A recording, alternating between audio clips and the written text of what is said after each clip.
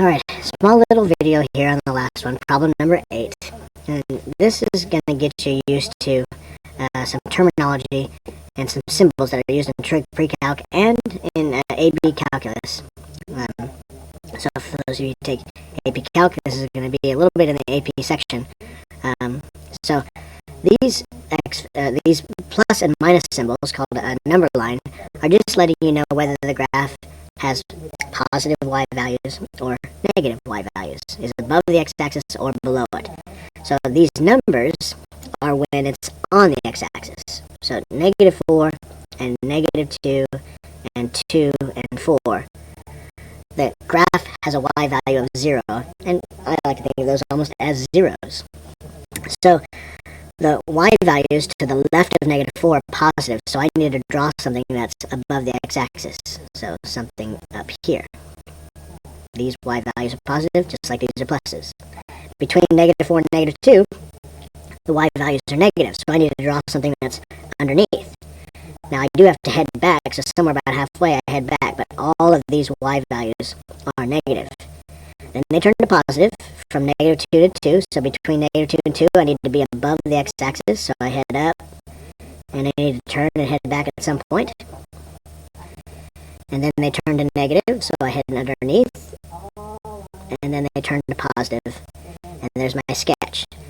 So you're thinking of these pluses and minuses for now as, what are the y values? Are the y values above the x-axis, or are the y values below the x-axis?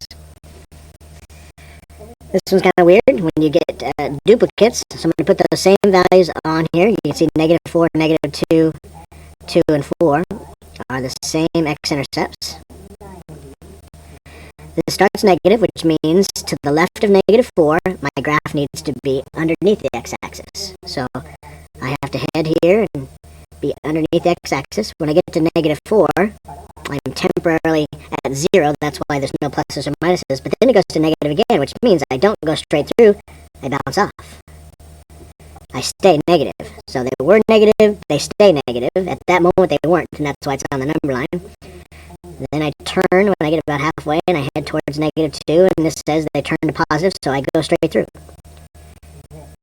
And I head up for a while until I get halfway between those, and I head back down towards 2, but you notice my y values are still positive. When I get to 2, they stay positive, which means I'm going to bounce off and keep my y values positive. And then I get about halfway from 4, and they turn to negative, which means I'm going to go straight through.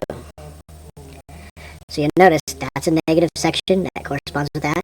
This is negative, that corresponds with that. Then they go positive, positive, these two positives, and then finally a negative.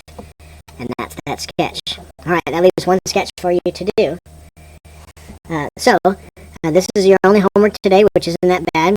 Mr. Powers and I decided to do tomorrow as a review day to make sure we're good with law of sines, law of cosines, and the area formula.